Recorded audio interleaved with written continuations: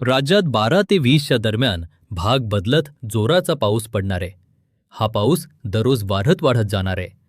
राज्यात सांगायचं झालं तर पूर्व विदर्भ, पश्चिम विदर्भ, दक्षिण महाराष्ट्र, उत्तर महाराष्ट्र, कोकण पट्टी, खानदेश मध्ये 13 जूनपासून ते 20 जून त्या दरम्यान दररोज वेगवेगळ्या भागात पाऊस पडणार आहे. राज्यात 11 जूनला आणखीन पाऊस वाढत जाणार आहे.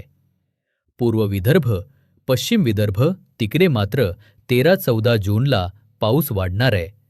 परंतु 16च्या नंतर म्हणजे पूर्व विदर्भ, पश्चिम विदर्भ त्या शेतकऱ्यांनी हा अंदाज लक्षात घ्यायचा की 16 जूनपासून ते 20 जूनच दरम्यान दररोज विदर्भात भाग बदलत मोठा पाऊस पडणार आहे.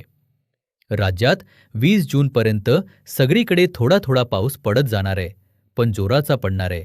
चॅनल पण सबस्क्राईब करा आणि शेअर करा.